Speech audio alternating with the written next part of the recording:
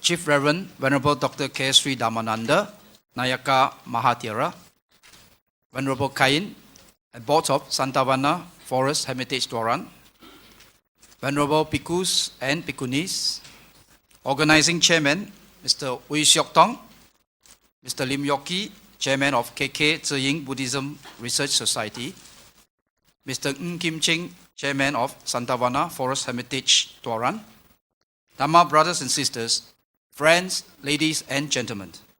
On behalf of the organizing committee, I would like to extend a very warm welcome and good evening to all of you, especially to our distinguished speaker for this evening, the Venerable Dr. K. Sri Dhammananda, who is also affectionately known as Chief Reverend among the Buddhist fraternity. To those who have attended similar talks by Chief Reverend last August, we are happy to see you all again and welcome back. We are indeed very happy, honored and fortunate that Chief Reverend has again compassionately consented to return to Sabah for another 2 public talks in Kota Kinabalu. This is despite the difficulty Chief Reverend is having with his vocal cords. The theme for the 2 public talks is Religious Understanding and Tolerance for World Peace, which intends to dispel any misunderstanding on the noble teachings of the Buddha and to promote human values and inter-religious harmony among people of different religious background. Thus, tonight, the Chief Reverend will speak to us on why do we need a religion. Chief Reverend will speak on the Buddhist concept of God tomorrow night at 7:30 p.m. in this hall. Ladies and gentlemen, Chief Reverend is no stranger and has been to Sabah on several occasions over the last 2 decades. Permit me, Venerable Sir, to give a brief introduction of your good self to those who are interested to know more about you and your work. Chief Reverend was ordained as a novice monk in Kirindi Vihara at the age of 12 and given the name Dhammananda, which means one who experiences happiness through the Dharma or Buddha's teaching. At age 22, Chief Reverend received his higher ordination, Upasampada. Chief Reverend holds numerous diplomas, master's degrees, and honorary doctorate degrees in linguistic, philosophy, Pali, Sanskrit, Sinhalese, and Indian philosophy from the following universities: the Dhamma Buddhist University and University of Oriental Studies in USA, the Pali and Buddhist University of Sri Lanka, Nalanda University and Benares Hindu University in India, and Maha Chulalongkorn University in Thailand. Chief Reverend is the Senior Religious Advisor for the World Buddhist Sangha Council. Chief Reverend is also the patron and religious advisor to numerous Buddhist organizations in Malaysia, including being the religious advisor for the Buddhist Missionary Society in Breakfields, Kuala Lumpur, and Buddhist Foundation for Sabah and Federal Territory of Labuan. Chief Reverend strongly subscribes to interfaith activities. In the 1960s, Chief Reverend was active in the Malaysian Interreligious Organization, which aimed to promote religious harmony among Malaysians of various religious denominations. In 1984, together with a few prominent co-religionists, Chief Reverend helped to establish the Consultative Council on Buddhism, Christianity, Hinduism, and Sikhism. Besides encouraging greater dialogue among the non-Islamic religionists in Malaysia, the Council also presents the views of non-Muslim communities to the government. As a senior leader in the Council, he discusses and organizes dialogue sessions with leaders of other religious groups in the country. For his invaluable services and contributions towards promoting interreligious understanding and tolerance in Malaysia, Chief Reverend was awarded the Johan Setia Mahkota, JSM, by His Majesty, the Yang di-Pertuan Agong Sultan Aslan Shah in 1991. Chief Reverend also received numerous awards in recognition of his work, and one of them is the title of Aga Mahapandita from Myanmar, which is a title given to a great learned person. Chief Reverend is a much sought-after speaker and has selflessly and tirelessly dedicated most of his life to propagating the Dharma freely and indiscriminately, regardless of race, religion, or sect. Chief Reverend has written more than 55 books and numerous articles on Buddhism, which are very popular and much read in many parts of the world. Many who had read Chief Reverend's books found great benefits through the application of the Buddha's teachings which was simply and clearly explained and illustrated with current day examples by Chief Reverend. Chief Reverend deliberately approached many of his writings in a manner easily understood by the laity. I'm sure many of you are sitting here anxiously waiting for me to shut up, so that Chief Reverend can commence his talk tonight. Venerable monks and venerable nuns, dear devotees. First of all, I had to express my sincere gratitude for having invited me to come and deliver another talk in this year. I cannot guarantee for my voice. 2 days ago, I have completely lost my voice. I was about to telephone here to cancel this talk. Then I went to see a doctor. Well, he gave me a few antibiotics and few tablets. Now voice is coming up slowly, but I cannot guarantee. Please forgive me. Well, the topics that we are going to discuss tonight. Why do we need a religion? We means humans. Because among the 31 groups of different kinds of living beings in this universe, only human beings have a religion. Others have no religion at all. That is why it is important. The Buddha has categorized the whole universe into 31 groups of living beings. Hell, a spirit, ghost, animals, humans are then divine beings, 6 kinds. Again, higher forms of divine being at Brahma, 16 kinds. Again, life without a physical body. And physical body without active mind. These are the 31 groups. So amongst those 31 groups, only human beings have a religion. What is the meaning of this word religion? It is not an English word. It is a Latin word. Original word is religio, means binding. But when they introduced this as an English word, religion, they interpreted binding to God. Now worshipping, praying to God, there are so many other interpretations. But at the beginning, the original word is only for binding. The word religion and Buddhism. People always ask, is Buddhism a religion? If the meaning of that word, binding to God, then we cannot say Buddhism is not a religion. If they can interpret in this way, religion means a noble way of life for people to find out their final salvation, then we can accept Buddhism also as a religion. The word used by the Buddha is dharma, not religion. Of course, Buddha did not speak English. He used the word dharma. That word is very meaningful. better than the word English, I mean the religion.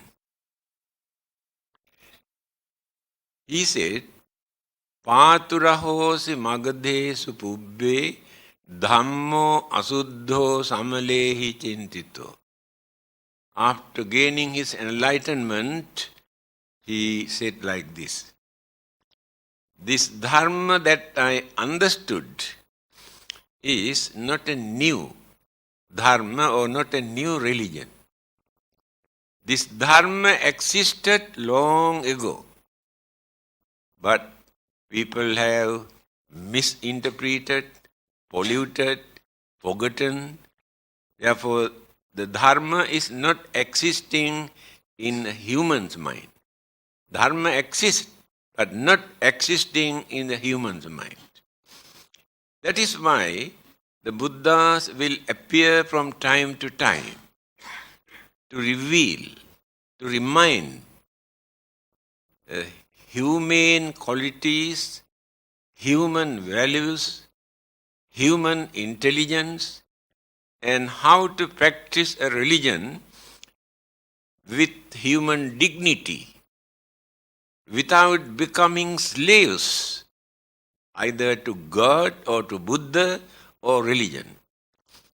So he introduced a noble way of life as dharma or as religion for us to practice without suffering in the name of our religion, without torturing physical body because of our religion, and without enslaving to the sensual pleasure in this world, but by maintaining the dignity, by giving due credit to our intelligence.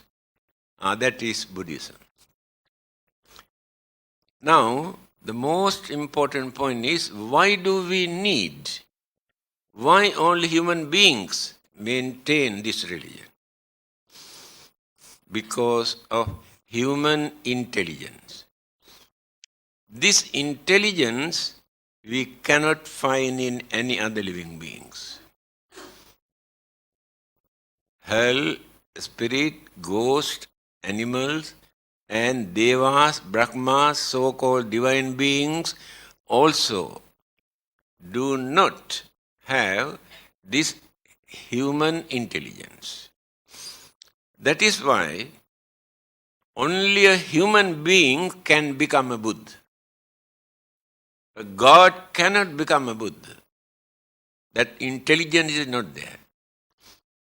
When human beings developed, cultivate, purified the mind, then gain the enlightenment, it is called Buddhahood.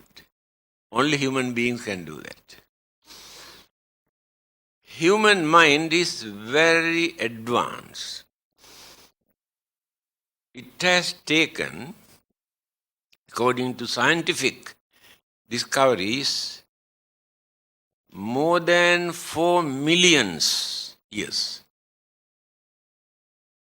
to develop this human mind up to this extent and the formations of physical body in this manner. They say at least 4 million years. Therefore, the belief that people maintain human life is created by God at once is rejected by the intellectuals. Recently, Pope John is the living God on this earth for Catholics. He made an announcement. It appeared in the State Times. I got the paper cutting. He said, human beings were not created by the God. Who says? Pope. They come into existence due to gradual development of evolution. When the theory of evolution, Charles Darwin, introduced this evolution, they had a very big battle for nearly 100 years not to accept this evolution. Finally, they came to know. Intellectuals all over the world accepted that it is true. That is why Pope had to announce human beings were not created by a God. They come into existence due to evolution. So, the intelligence that we maintain today is so advanced.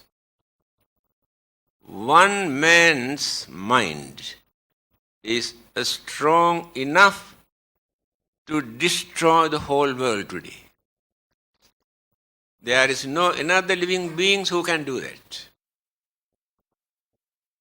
Scientific discoveries, by using their independent intelligence without depending on God or without depending on religion, by using only their intellect, certain things that they have discovered, we cannot imagine by using our normal mind. The nuclear weapons that they have discovered and produced, they say, all those nuclear weapons produced by these people, if dumped together and blast at once, within half an hour, the whole world turned into ashes. Whose work is done? Human mind. Not only that, moon also will be affected. This is the danger of the human mind if it is not diverted, guided, trained properly. Albert Einstein, very highly intellectual scientist, everybody respect him. He made two statements. Science without religion is blind. Religion without science is lame or crippled. Science without religion, they developed and developed, nobody to guide them. Finally, they produce atom bomb, now nuclear weapons, completely can ruin the whole world. Human intelligence that they misused and abused because no proper guidance from religion. On the other hand, religion without science, he says, lame, not active. That is why Pope decided to welcome scientific discoveries into religion. Otherwise, there will be no future for such religion in this world. Again, Albert Einstein says, according to our scientific education, in time to come, if religion is needed, only Buddhism can stand. He was not a Buddhist. He has no religions. But by using his intelligence, he said like this. Because religions depend or based on belief. But science, they discover through experiment. No belief there. So the belief that people maintain according to their respective religions will be affected very badly because of scientific discoveries. Now in the West, nearly 50% dropped. They are not Christians anymore, 50%. Every Western country. Many of them remain as free thinkers. Some of them approach Buddhism. In England, Buddhism is the second religion in that country. There are 400 Buddhist centers in England. There are 2,000 Buddhist centers in America. Fast growing religion. Why? The religion that appealed to intellectuals' mind who have developed their scientific knowledge. There is nothing for them to disagree with the teachings of the Buddha according to their discoveries. So far they could not utter even one word against the teachings of the Buddha. Scientific. So, why religion is needed? Human beings can become the most cruel, the most wicked, the most cunning, the most selfish living being in this universe. Others cannot develop those mental attitudes up to such extent. On the other hand, only human beings can cultivate sympathy, kindness, compassion, honesty, patience, tolerance, harmony, unity, understanding. Religion is important to cultivate these good qualities in that human mind. Otherwise, religion does not mean, or the purpose of religion is not for us to worship and pray and to perform all these rites and rituals and ceremonies and burning all sort of things in the name of religion. There is no religion there. We cannot say those who pray so many times a day are religious people.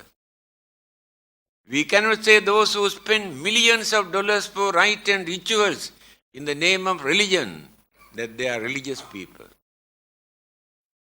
From the Buddhist point of view, when the Buddha was about to pass away, so many people assembled with flowers to offer and pay respect. The disciple, Venerable Ananda, advised them not to come and disturb the Buddha at this moment. The Buddha overheard, then asked Ananda, why? What is happening? Then he told, there are so many people who are waiting to come and offer flowers and pay respect to you, having heard that you are going to pass away. You know what the Buddha said? Ask them to go back. They cannot pay respect to the Buddha by offering flowers and by worshipping.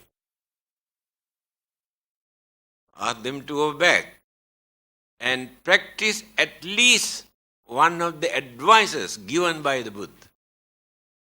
Then they really respect the Buddha. Now here you can understand who the Buddha is. He never asked anybody to come and pray and worship. Never. One of the disciples every day come in front of the Buddha and watching, just like watching televisions. So the Buddha asks, his name is Vakkali.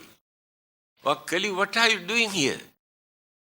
Then he said, Venerable Sir, when I look at your serenity, features, complexion, gives me a lot of happiness. Then what the Buddha says in his own language? Kinte vakkali imina putikayena duggandhena sarirena. Vakkali, by watching this dirty, filthy, impermanent physical body, what do you gain? Nothing. You entertain your emotion. You never gain knowledge or understanding or purity just because you enjoy by entertaining your emotion. Then he said, Yo dhammang passati, so mang passati.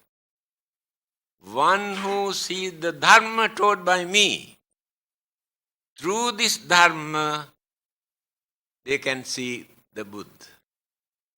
Not through the physical body.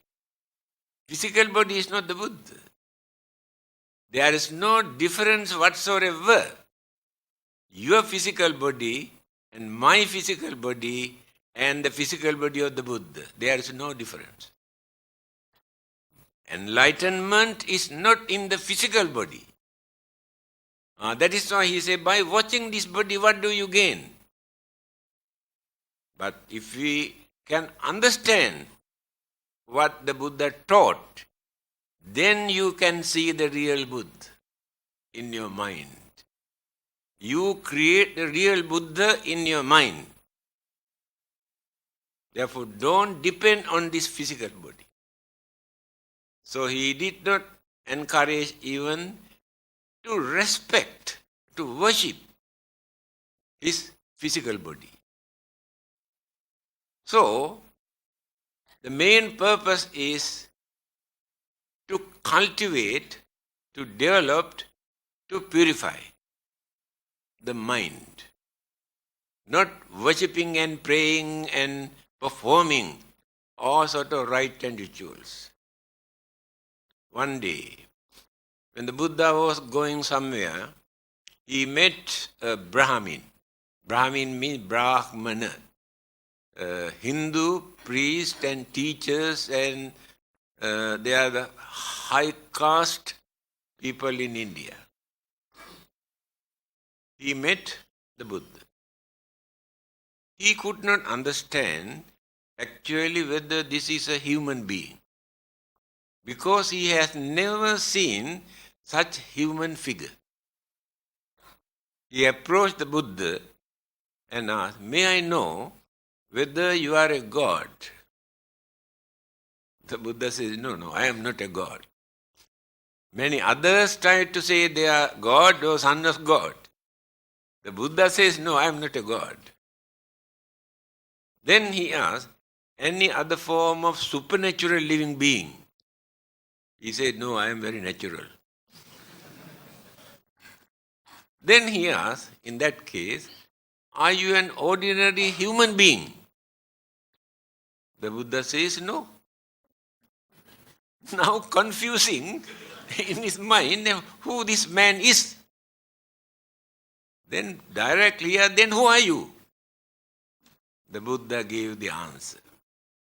This self-introduction is very important for us to understand who the Buddha is. Now, if anybody come and ask, you worship, you believe, you follow the Buddha, can you tell me actually who this Buddha is? Can you explain? You may say something, but you do not know who the Buddha is. He introduced himself in this way. Abhinyayang abhinyatang.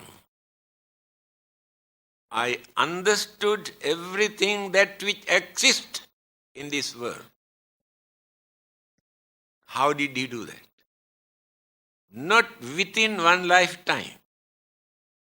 He went on developing, cultivating his mind, life after life, such a long period. Developed the mind up to the maximum level. That is why he says, I understood everything that exists in this world. Bhavetabbancha bhavitam.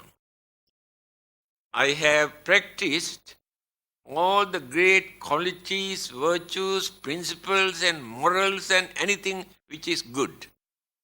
I have practiced.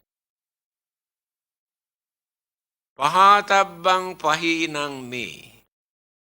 I have uprooted or eradicated all evil thoughts, words and action. Completely eradicated. Now we can understand the difficulty. In our case, very minor impurity in our mind, jealousy. We know very well we never gain anything by harboring jealousy. But we cannot drop it. We maintain this jealousy in our mind. And what about anger? What about greed? What about selfishness? He could manage to drop one by one, everything until he completely purified the mind.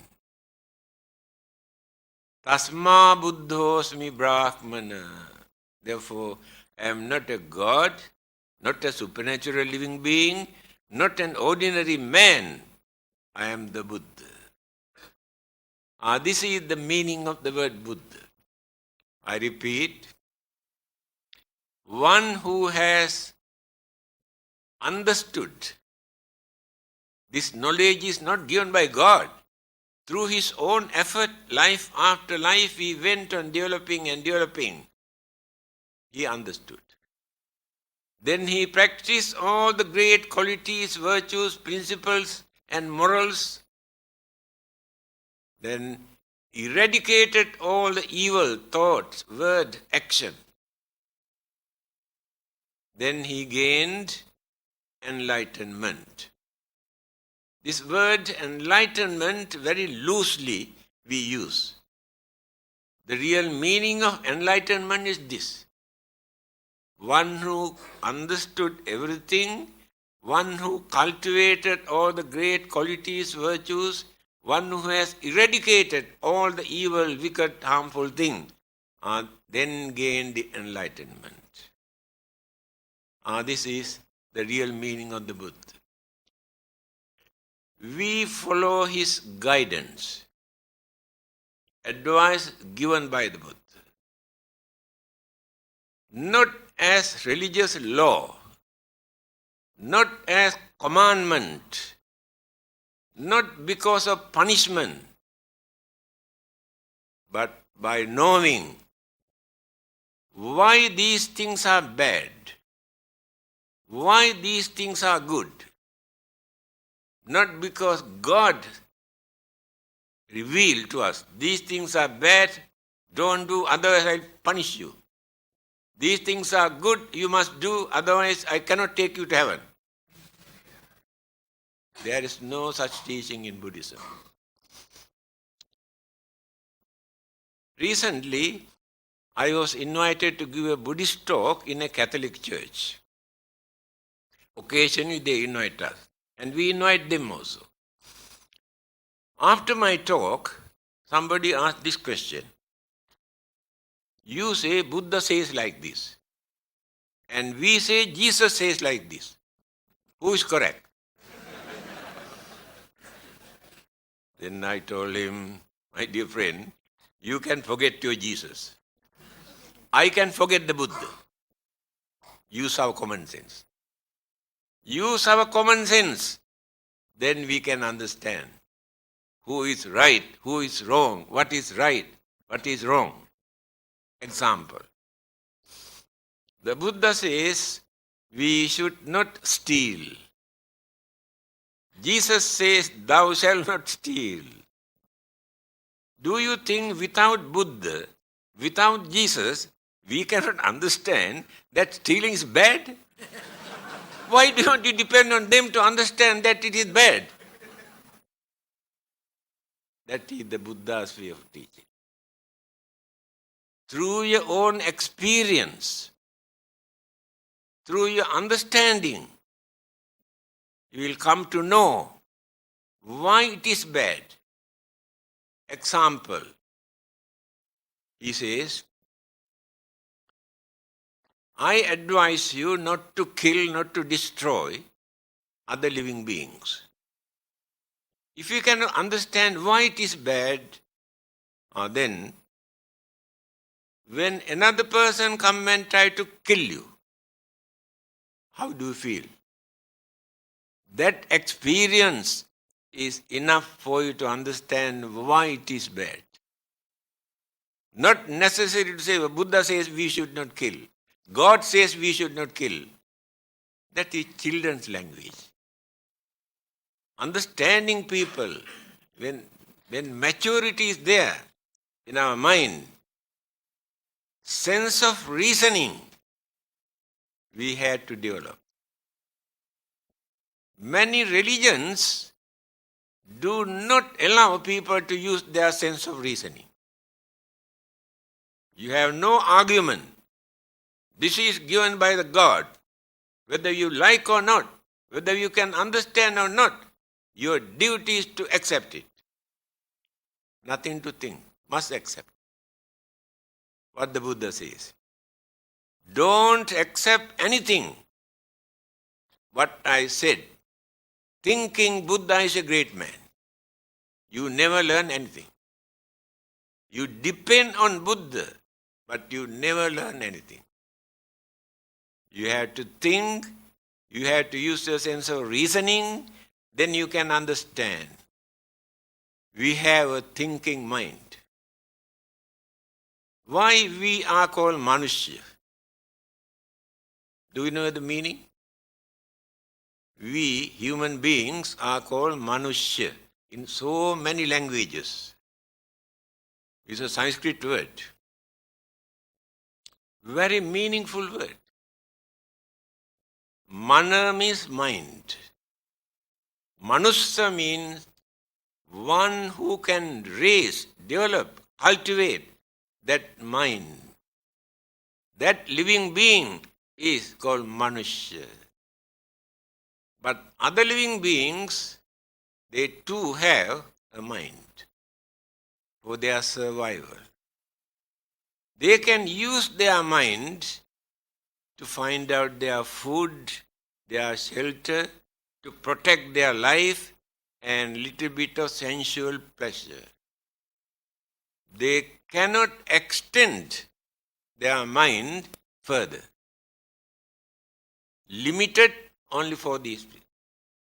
It is mentioned very clearly in Sanskrit language. Ahara nidra bhaya maitunancha samanya metat pasubhir narana. Eating, sleeping, self-protection, and what you call sexual pleasure. These four things are common to every living being in this world. Whether big or small makes no difference. Every creature, tiniest creature, also experience eating, sleeping or relaxing, or fighting to protect their life and sexual pleasure. If human beings also spend their life only for these four things, is there any difference between humans and animals? We think we are superior, we are more advanced, we are so intelligent. Have we got anything to prove that we are higher than animals? Yes, there is something. We have something which they haven't got. Dharmo hite sang adhiko visesa. Just now I mentioned.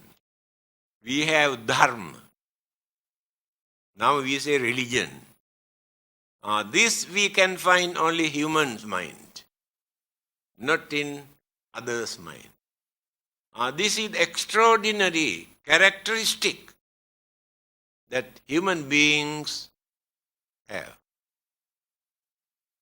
But our greed, our selfishness, our cunningness completely spoiled our intelligence. They dominate our mind, then we forget we are humans. Humane qualities, human values, human intelligence surrender.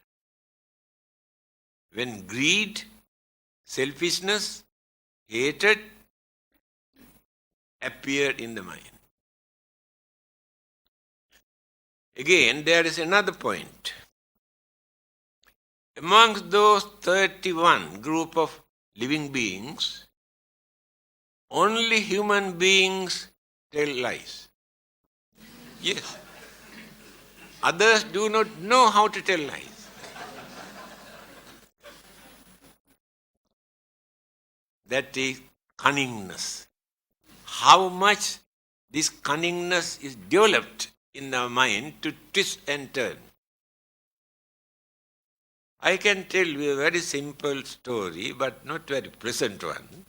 Please forgive me. A very young housewife, in the kitchen, there was a young boy also in that house. This young wife and this young boy were kissing in the kitchen. Husband saw this. Came and asked, "What are you doing?" At once this lady says, "Do you know, every day I keep some durian here in this bottle. I can see 2-3 pieces are missing every day. When I ask this boy whether he say no. Today I want to smell his mouth." Can you imagine? Only 1 second to create that story. This is the nature of the human mind. Is there anybody else who can do that in this world? See how clever we are. So, we can twist and turn our mind and can tell lies. It is mentioned. When the Buddha, as a bodhisattva, before gaining enlightenment, he is called bodhisattva. Anybody who is working for gaining enlightenment is called bodhisattva. Occasionally, he has violated certain precept as a worldly person. But he upheld one particular precept, not to violate that. What is that? Telling lies. He tried his best not to break this. After gaining enlightenment, the words the Buddha has said came out from his holy sacred mouth. The words are still effective. Last 2,500 years,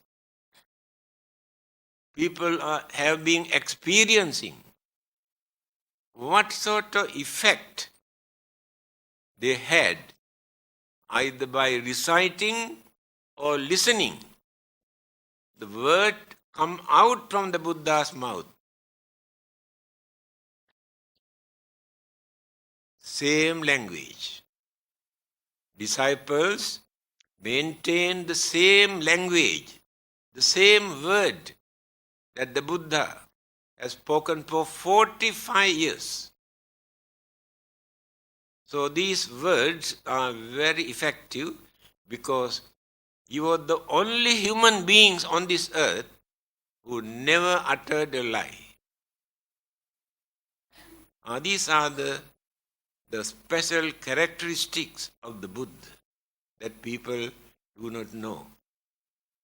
Some people say, when they say you are worshipping the Buddha, you say you are worshipping the devil.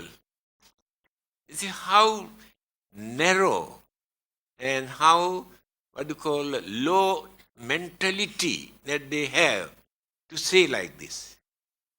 You are worshipping the devil. Now, when we recite the precept, 5 precepts, before we start religious service, it is the customary religious practice. First observe the 5 precepts, then continue the religious service. Pānātipātā veramani sikkhapadang samadhiyāmi adinnādāna veramani sikkhapadang kāmesu miccācārā veramani sikkhapadang musāvādā veramani sikkhapadang surāmere majjapamadaṭṭhāna veramani sikkhapadang. 5. I try my best not to kill, not to steal, not to have sexual misconduct, not to tell lies, not to take intoxicating drinks or drugs. These are the 5 basic religious principles for every Buddhist to observe. Do you know, in every religion, there are few basic religious principles. Now, Islam, they have 5 pillars. Belief in God, praying, fasting, charity, pilgrimage to Holy Land. 5. These are the 5 pillars in Islam. Christianity, they have 10 commandments. So the Buddhists observe these 5 principles. Sikkhapadang. This is the most important word there. I try to train my mind. Sikkhapada. I try to train my mind. When that bad thought appear in my mind, not to do this. This is the Buddhism. Not, this is given by the God, this is given by the Buddha, this is given by so and so. No. I train my mind not to do that. Knowing that it is bad, it is wicked, it is cruel, it is harmful, it is dangerous. I train my mind not to do that. That is the Buddhist principle. We cannot say, I cannot do that because Buddha says I cannot do it. I cannot eat this because Buddha says we cannot do it. This is small children's language. Children say, Papa say, I cannot go there. If I go there, he will beat me. Mommy say, I cannot eat this, he will beat me. The same language. We are adult. We have maturity. We have sense of reasoning in our mind. Without misusing, abusing, without following anything blindly. Use your common sense, my dear friend. Not necessary to have religious label. Whether we are Buddhists or Christians or Hindus or Muslims, those labels are not important. Religion is not in their labels. That is why the whole world today is a battlefield because of religion. Religious label, not religious principles. I want to introduce my religion, egoism. My religion, our religion, but not religion. 2 religions introduced the same principles. But one religion tried to convert this into the other religion. But the same principle, two labels. So they are fighting for this label.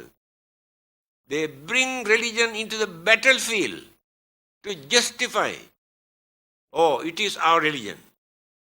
They have polluted completely purity of religion.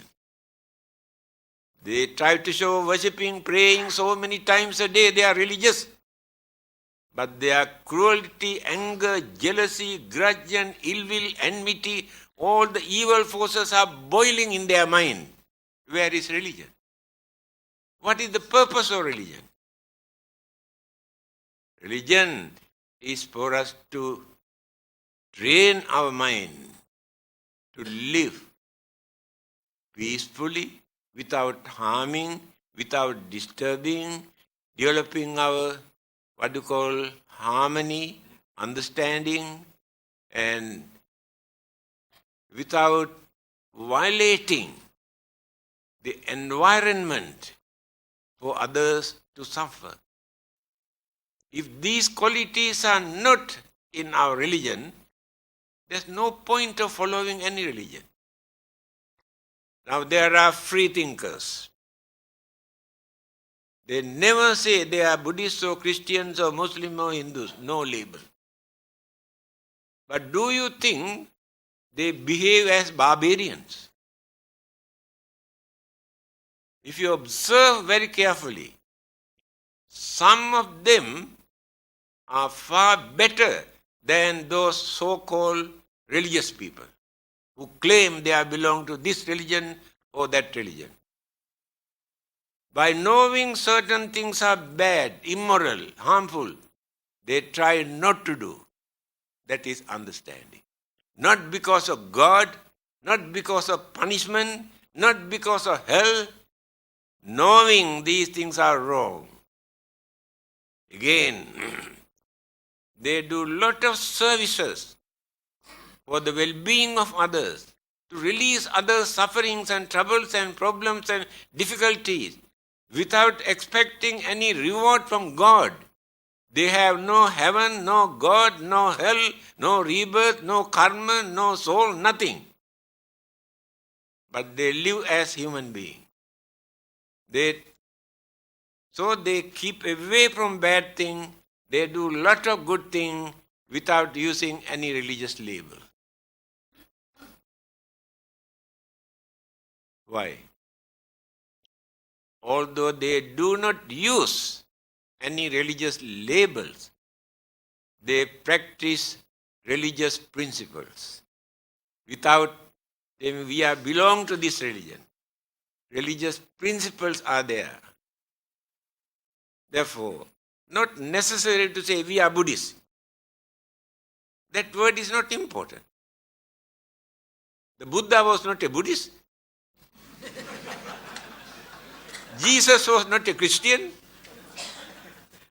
We have given this label for them.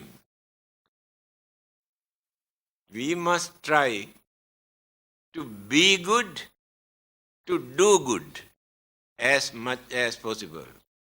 Then we are very good religious people. You can give any label. It is immaterial. On the other hand, among the followers of other religions, Christians, Muslims, and Hindus, we have been associating with them. Some of them are better than Buddhists. Their kindness, compassion, honesty, all the good qualities, they have developed quality in their mind. Therefore, we cannot say we Buddhists are the good people, religious people in this world. That is egoism. Try to avoid this. Then we can keep away from hostility, discrimination, to live peacefully with others. Recently, I was invited to give a talk at International Islamic University on Buddhism. After my talk, somebody got up and asked, why Buddhists do not believe in God? I asked, who told you? Who told you that Buddhists do not believe in God? You are wrong. Buddhist concept on God is different. Not like Christians or Muslims or Hindus, but Buddhist concept is different. Otherwise, no one can say Buddhists do not believe in God. Anyway, my topic will be, next topic will be that. For you to understand. You must never say, as Buddhists, we don't believe in God. You create unnecessary misunderstanding, hostility, discrimination. Why do you want to create it? I went to attend an international Islamic conference. Invited us to visit there. As soon as I enter into that building, a Muslim group who have come from another country. I think they had never seen a Buddhist monk in their life. Yeah. Straight away, he came, do you believe in God? I said, why not? No argument. Finish. Because that is not the way to ask a question.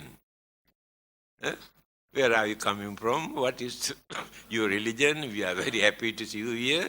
By the way, may I know what is your concept on God? That is the what you call cultured way. What state way here do you believe in God?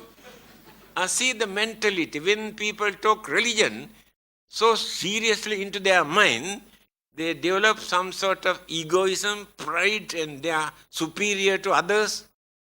We should not maintain in that way. So again, let us come back. Why religion is needed? Human mind can understand. This is not the first and the last life. Others have no such idea. They do not know anything about the next life, hereafter. Only human being. If we can understand this, it is our duty to prepare for the next existence. That is why we need a religion. Otherwise, we do not know. Now, there are millions of human beings in many parts of the world who are dying, starving, without food. Millions of human beings have no shelter. Their birth and death both take place at the pavement or roadside or under the tree or open areas during the summer and winter, rainy season. Also they have to spend their life like this. Then who are these human beings? If people believe all these human beings are created by the God, then why did God create those millions of innocent people to suffer for nothing? Is there any reason? If He has created, it is not His duty to provide food and clothing and shelter and their requisite. When a father produces few children, he keep quiet without doing anything. Children every day must come and kneel down, Father, we want food. Father, we want clothing. Father, we want our books. Is that the way? Is that the duty of the father? Then who created them to suffer like this for nothing? Nobody created them. This is a living example for us. Compare our way of life and their way of life. How fortunate we are and how unfortunate they are. All are human beings. What is the cause? No doubt, they had little bit of good karma to be born as humans. But they have not accumulated enough good karma for them to experience in their next existence. That is the good lesson for all of us. Now we are experiencing good effect of our good karma.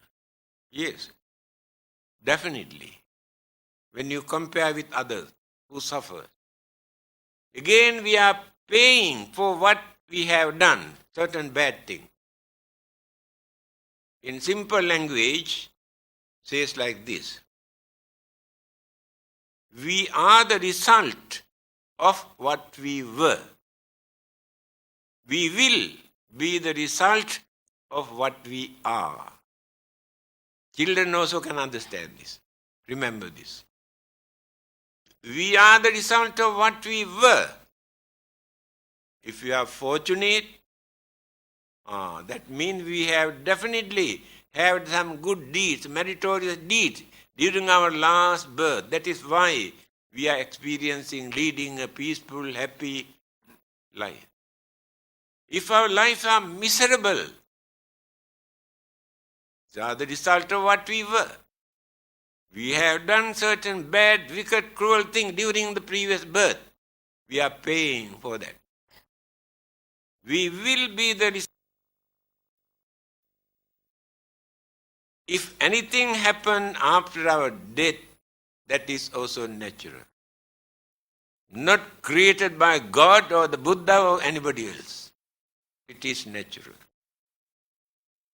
Setting sun here this evening become the rising sun in another country.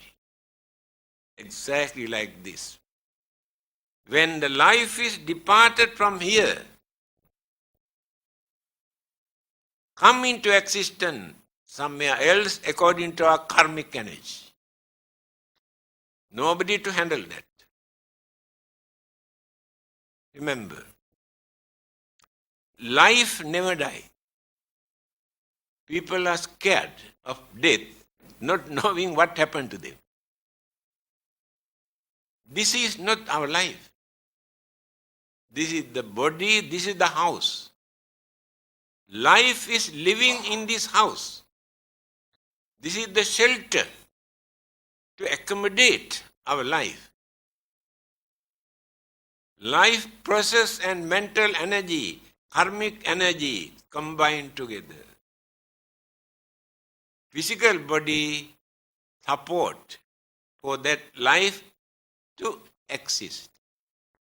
When this body is going on decaying and collapse, the life goes away. Cannot live anymore here. That is called death. I cannot understand why people are scared of death. That is not the end of our life. That is the beginning of our life. When your passport is expired, why are you scared to renew your passport?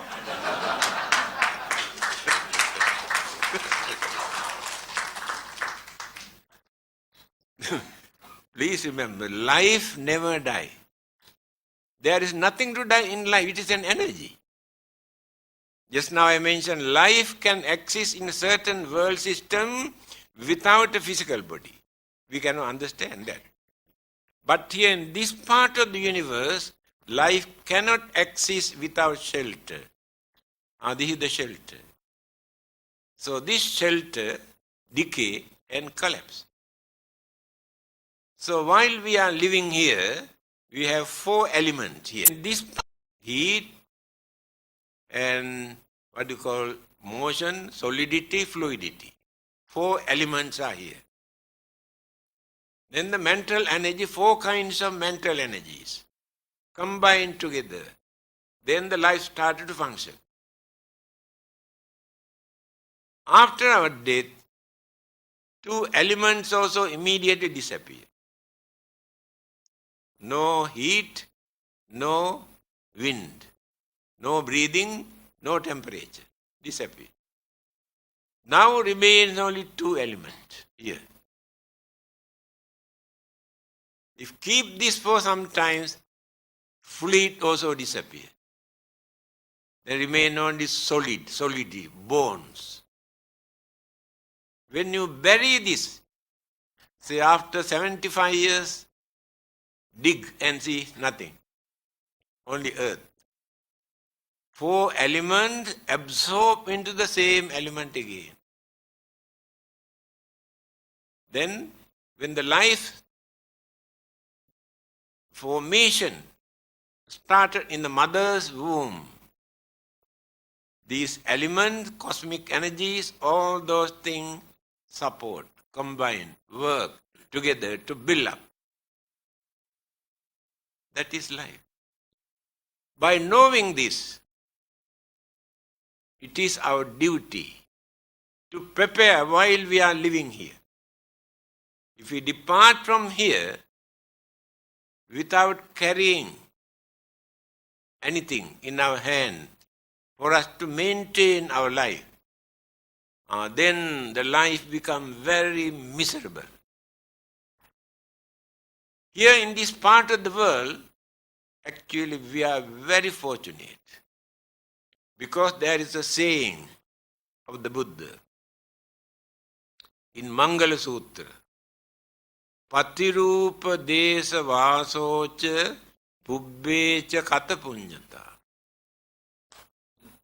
Those who have done some meritorious deeds during their previous birth, they get the chance to be born in certain countries, certain places where they can maintain their life without facing so many troubles and problems and calamities and violence and disturbances. How fortunate we are. In certain countries, earthquake, volcanic eruption, millions of people dying and become, running here and there and searching. Then 2 years ago in North Korea, 2 millions died without food. Go to certain other countries. Many people have no piece of cloth to cover their nakedness. Here in this country, before the Chinese New Year, people bring lorry load of old clothing and dump in the temple. When you open them, you can see most of them are not old, out of fashion. They throw them away. How we enjoy our life in this part of the world. Then India, the temperature in certain areas 60 degrees. Can you imagine? Here when you come to 34, we grumble, cannot tolerate. 34. 60 degrees. 1,500 died last few weeks. Heat. And the winter, again, how many died during the winter? They cannot tolerate. So when you study one by one, compare with all the others, and countries where people are suffering in millions, like Iraq and many other countries. Violence, bloodshed, now still no food, no water, no light, no house, no job, nothing. 24 millions human beings in Iraq suffering. Compare our way of life, how fortunate we are. That is why the Buddha says, Those who have done some meritorious deeds in their life, they get the chance to be born in certain countries where they can lead their lives peacefully. Only religion can tell us this. Scientists do not know anything about this. Religion can do many things which scientists cannot do. This is the most important thing. As human beings, we need a religion because we can understand the nature of our life. We can mold, we can prepare for the next existence. After that, again, we can start from there, but continuity is there. When you develop your knowledge, understanding, and the virtues and principles and morals, this will become your habit, your nature. After death, all these good qualities continue. Mental energy and the life process are absorbed into this. Therefore, it is not actually new life, next one. Only elements and cosmic energies come and combine. But all the ingredients we have taken from here. Mental energy, life process, we carry from here. The Buddha has mentioned this. Viññānaṁ mātukuchismiñ okkamati. When this one is rotten, our consciousness transmit, depart from here. In that consciousness, we have avidya, trusna, karma, upadana, bhava, craving and what you call ignorance and karmic energy and attachment, karma formation, all are in our consciousness. We do not know that. We think only mental energy. That is why this can transmit, this one depart from here, will be landed in a place according to our karmic energy. Karmic energy divert either this way or this way or this way. By knowing this through our religion or from any religion, this is not the first and the last. We must prepare. We cannot carry our property, what we have accumulated within this lifetime. Artha gruhe nivurtante smasane mitra bandha. Everything what we have collected during our lifetime, we had to drop here, cannot carry anything with us. A very rich man who strongly believes that if people put anything into his coffin, he will get it back in the next life. Still there are some people. Do you know, during the Chinese funeral, I have seen, when the undertakers are going to close the coffin, they ask the family members to look at the wall, this side. Don't look at. Do you know the secret? Those days, they used to put many valuable things into the coffin. When they are watching the wall, they take out and put everything here and there. Still you believe this. Still you are watching the wall. So, what happened? Very rich man who strongly believed that he can get back many things in the next life, he has given 100,000 to his doctor, 100,000 to his priest, I don't know which religion, and 100,000 to his lawyer. Asked them to put this money into the coffin in front of others. So this man is dead. 3 of them also came. Then the doctor, yes, no doubt he has given me 100,000. He has not settled my medical bills. I have taken 25,000 and the balance he put in the coffin. Then the priest came. Yes, he has given 100,000.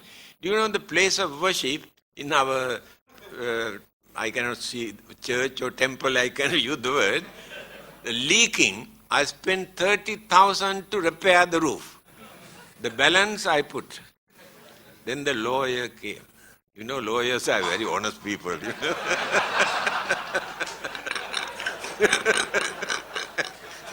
They never bluff me. Lawyer came and scolded both of them. You have disappointed this poor man. Don't worry. I am going to replace what they have spent. And my 100,000 and what they have spent, he issued account pay cash check.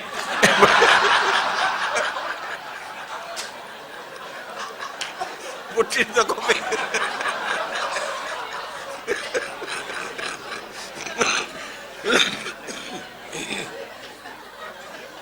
And same thing will happen to you also if you believe that you get something hereafter, anything put in the coffin.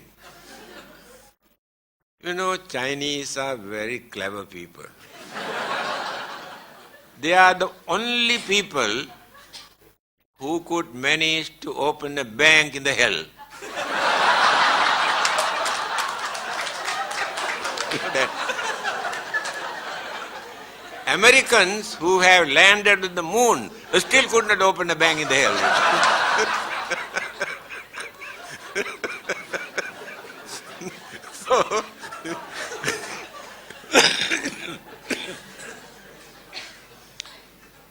So, my dear friend, Buddhism is to open our mind to understand. Why Chinese wanted to learn Buddhism? Because more than 5,000 years old culture, philosophy they had in China. Ancient culture, human culture on this earth. During Confucius' period, that is only 80 years after the Buddha, Confucius lived. And Lao Tzu 30 years after the Buddha. So they approached Confucius and asked,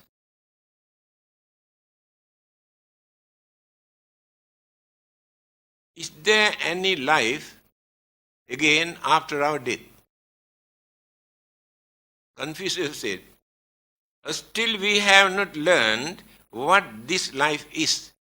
How do we know whether there will be another life? So they could not satisfy with that.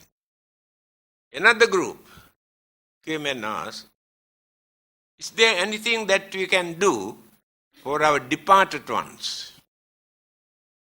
Confucius said, still we have not learned how to fulfill our duty to the living one. What can we do for the dead one? That is why they have decided to go to India. 2,000 years ago, they have taken so much of troubles and pains. Do you know the going from China to India at that time, by crossings and rivers and desert and jungles and such a long period. If 50 people started, maybe 20 people reached there, others died on the way. But they had courage. After going there, they studied, they observed very carefully how they practice religion. Because there were 3 religions very active. Hinduism, Jainism and Buddhism. Observe very carefully how they practice these 3 religions. Then they noticed to practice Hinduism or Jainism, they must follow Indian tradition, Indian custom, Indian way of life. Otherwise they cannot practice. But to practice Buddhism, it is not necessary to follow Indian tradition. That means Chinese knew it is not necessary for Chinese to become Indians to practice Buddhism. They learned only Buddhism, gone back and introduced without any difficulty in China. Chinese culture and Buddhism combined together. No difficulty. But other religions, no one can practice in this way. Now, if you become the follower of another religion tomorrow, there are many things you have to give up. They say, cannot. According to our religion, you cannot eat this, you cannot go there, you cannot do this. But if others come and join into Buddhism, there is nothing to change. If they are not doing any wicked and cruel and immoral things, nothing else for them to change. That means the Buddha has given due credit to culture and tradition. He mentioned in one of his discourses, Kalama Sutra, he said, if your culture and traditions are meaningful, significant, don't think these are age-old tradition. Follow them. If they are meaningless, useless, don't follow them thinking this is our own tradition. This is the advice given by the Buddha. So Chinese, let us take Malaysia. Up to 14th century, here, Malaya, only two religions, Buddhism and Hinduism. When the chief of Malacca, I heard he was a Hindu, embraced Islam. After that, the whole country became a Muslim country. Even the name of Buddhism completely disappeared from this country. Nearly 500 or 600 years. Then Chinese started to migrate 19th century, 20th century and settle down here. They are the ones who have started Buddhist way of life in Malaya.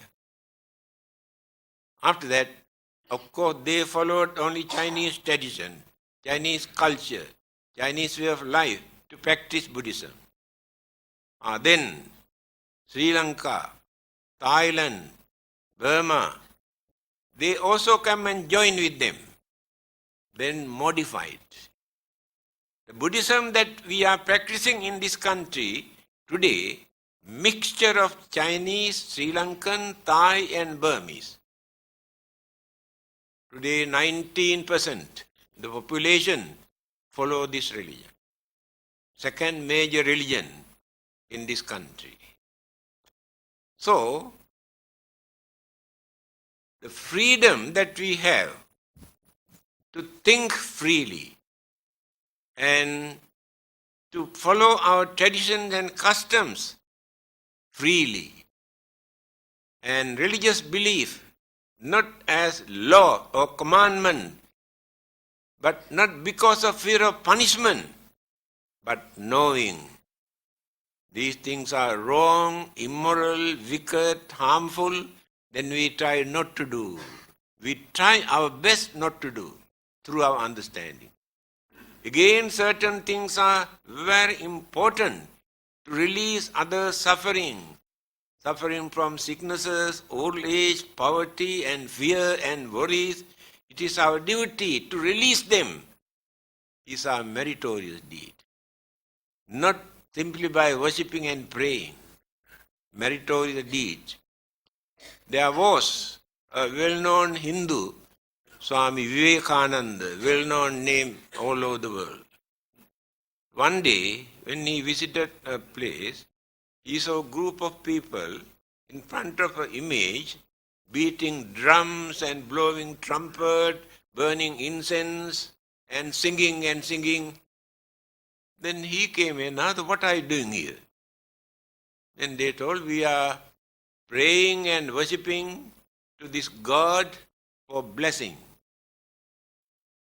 Then Vivekananda said, throw away all this rubbish. Do you think you can bluff God beating your drum and blowing your trumpet? Throw away all this rubbish. Go out.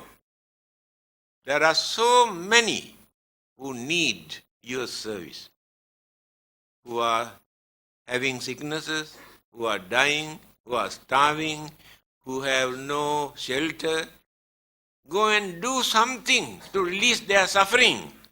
Then you get the blessing from God, not by beating your drum. The Buddha also wanted to introduce this type of religious way of life. You can say you worship, you can say you pray, you can say you perform also rites. Buddha was not interested in all those things. If you try to be good, if you try to do good for the well-being of others, then you really respect the Buddha, you follow the Buddha, then you are real Buddhist. You are following real religious way of life.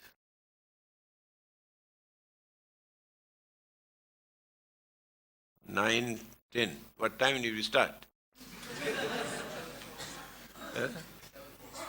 Good. So why not we allow them to ask some questions? Thank you, Chief Reverend. We shall now open to the floor for questions and answer. Please use the two mics provided in the house. Books. Buddhists. They claim themselves as a Buddhist, but in actual fact, the definitions of Buddhist and Taoism, there's a definition on that. And manners and duties, all are there. Therefore, whatever they practice, they cannot do away with them. Deeply penetrated in their mind as Chinese culture. Therefore, there are certain occasions, it's very embarrassing. And the Christian and Muslims ridicule our way of doing certain things, especially Chinese funerals. When they watch what they are doing, they really condemn and bad names. Buddhism get the bad name. But if they can practice these things, this is our Chinese tradition, Chinese custom, not Buddhism. And religious aspect is separate. Then no one can say they are bad Buddhists. Customs and tradition and religion.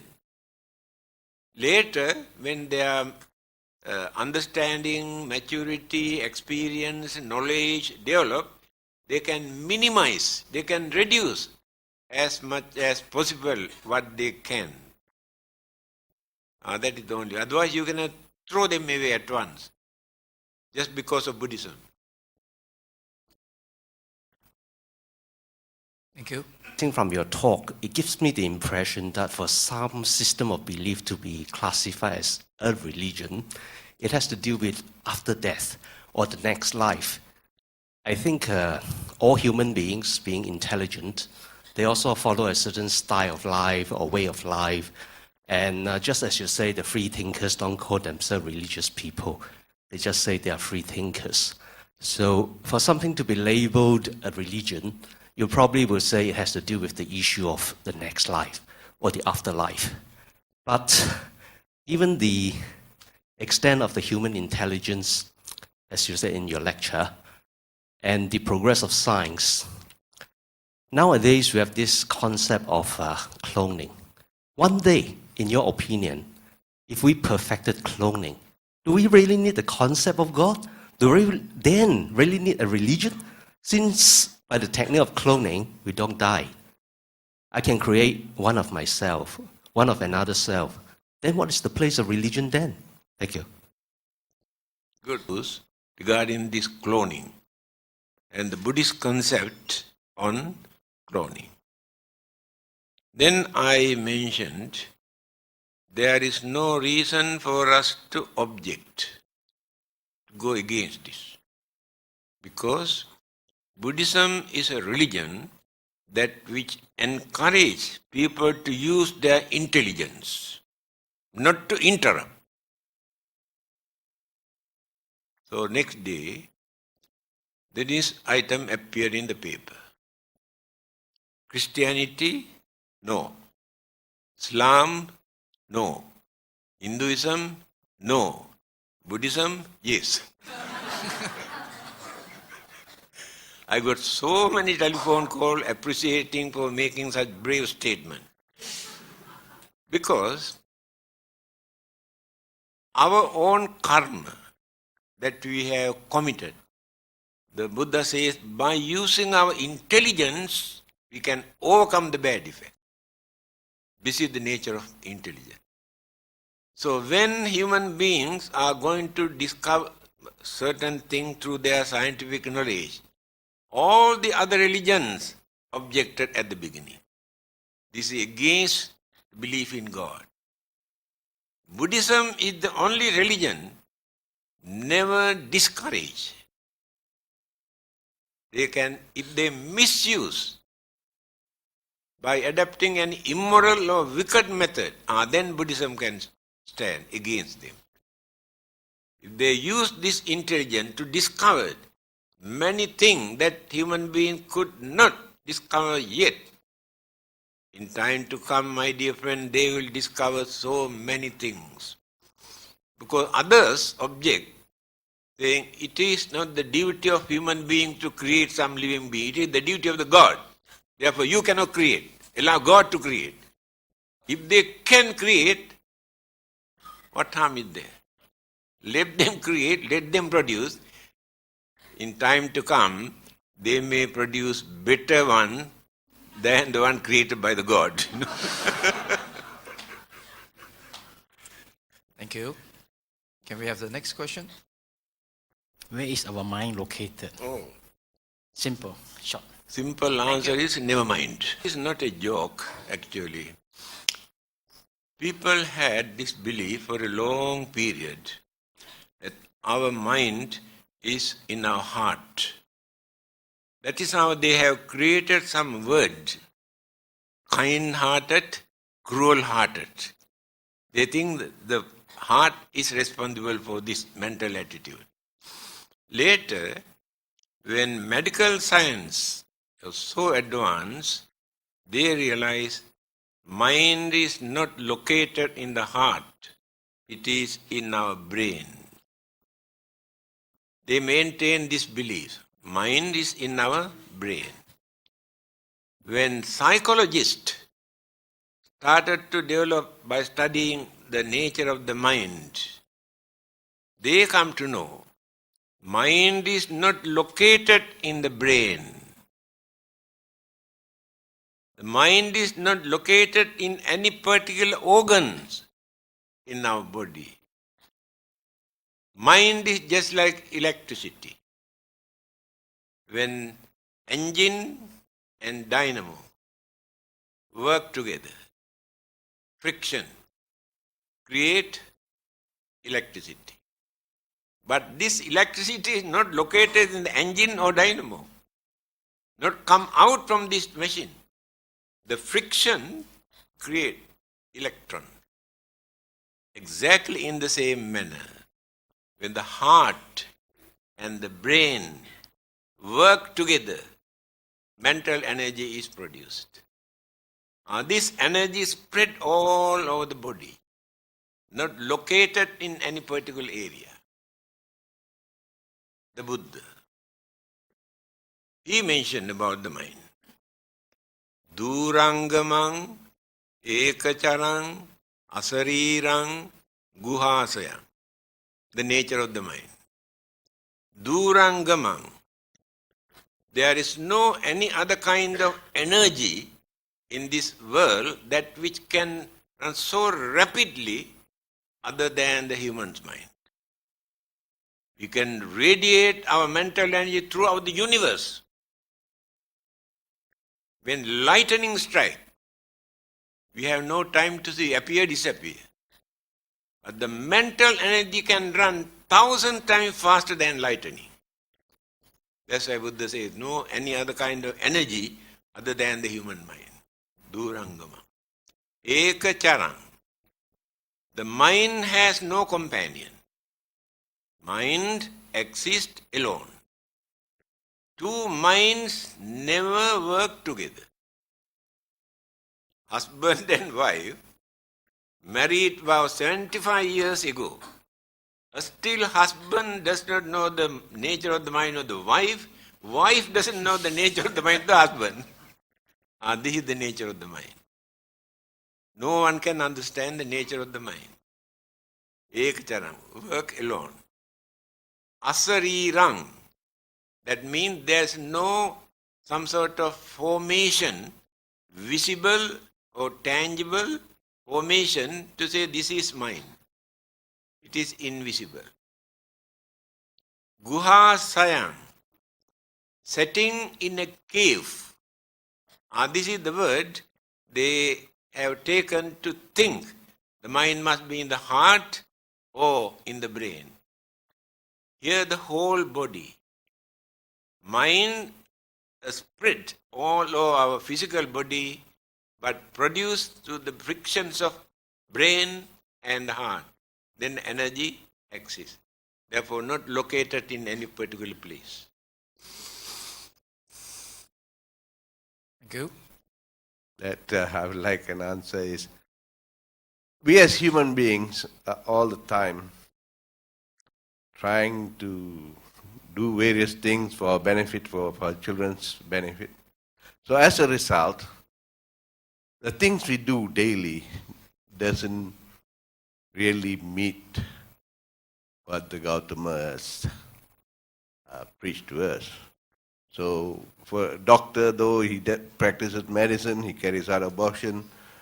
An accountant, though he's honest, not necessarily presenting the facts to a true figure. A politician promises, knowing very well he might not achieve it. A shopkeeper sells goods which he knows are not the right goods. Where do we get ourselves to balance between what we are doing and what we should do so that we can regularize our life? To fix the mind, to create some sort of determination not to do this or to do this. Today we decide, but tomorrow we'll do it again. Changes take place. Environment, temptation, irritations change the mind. That is the uncertainty in our mind until we attain higher stage of sainthood. Below this level, while leading a worldly life, it is very, very difficult for us to maintain, to control this mind, to do only good things and not to do bad things. Most difficult thing. But try as much possible that you can to do certain things which are good, not to do certain things which are bad, by knowing, not as a law or commandment, through your understanding. Thank you. Is what should we do? We see so much of evil around us.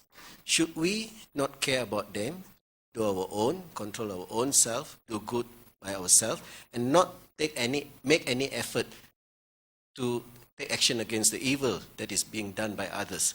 Should we mind our own business? Because as I see, the world is deteriorating rapidly because too many people are minding their own business.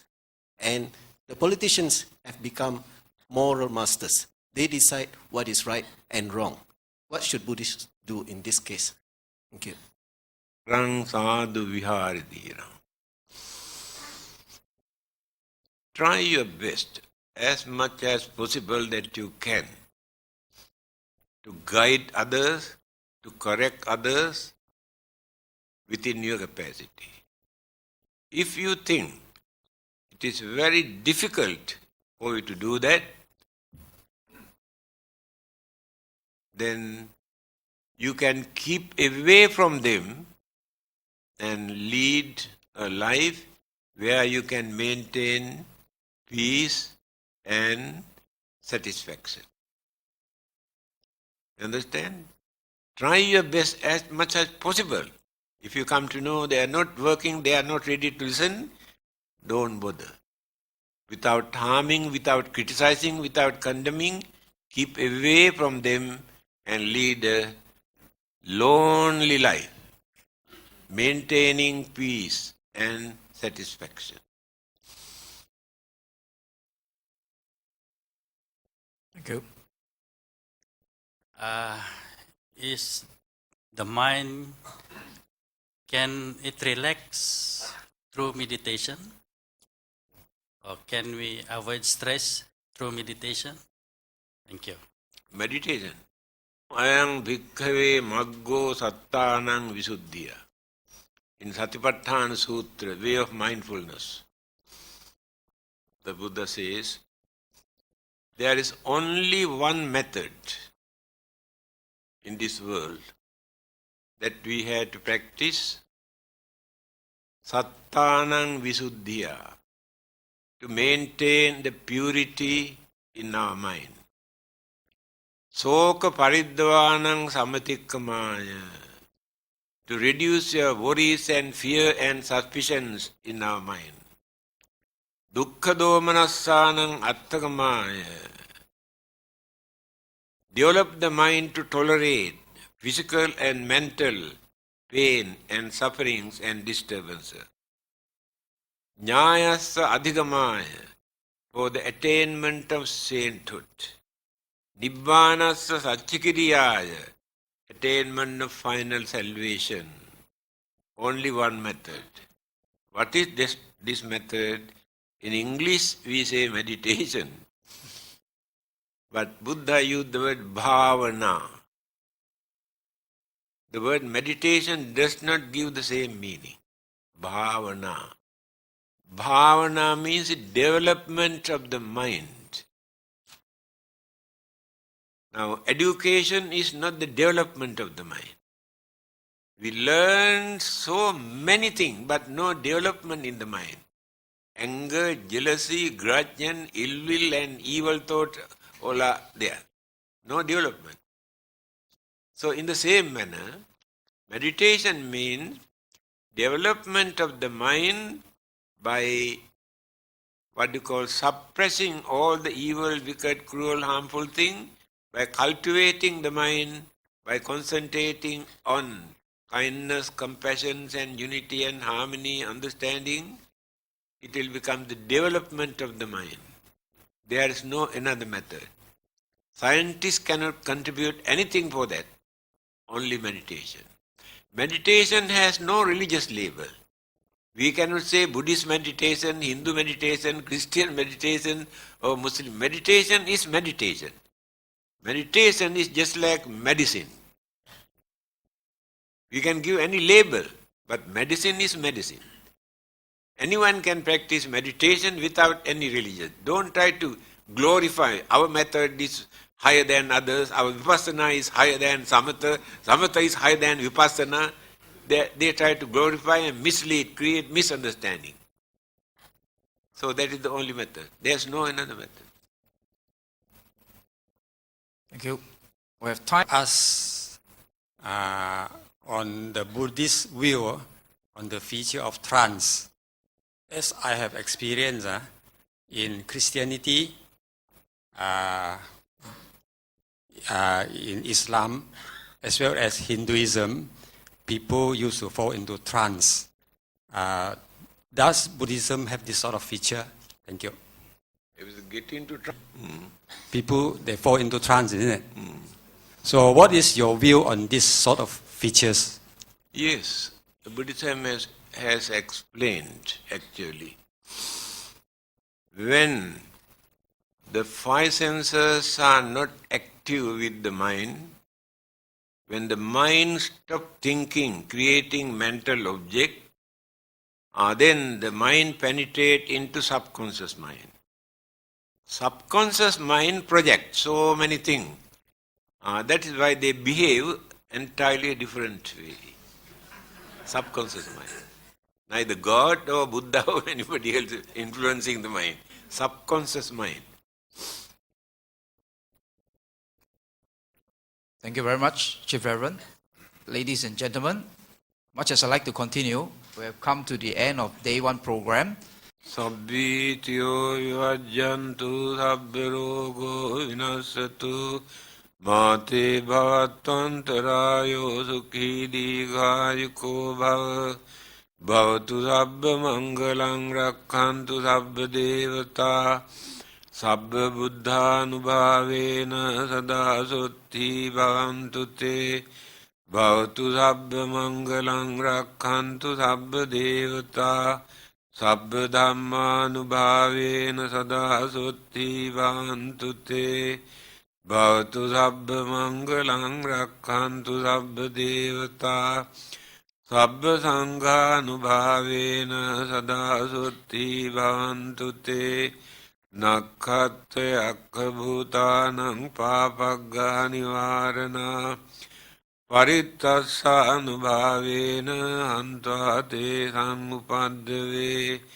yandun nimittang avamangalanche yocamanapo sakunassa saddho papaggaho dussupinang akantang buddhanubhavena vinasamentu Dhammanubhavena vinasamentu Sanghanubhavena vinasamentu Dukkhapatta ca niddukha Bhayapatta ca nibbhaya Sokapatta ca nissoka Hontu sabbe pipanino Sabbe buddha balapatta Pacchekanam cayang balang Arahantanam ca tejena Rakkhaṃ vandāmi sabbaso.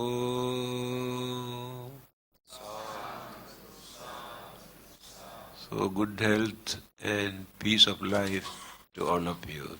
Thank you.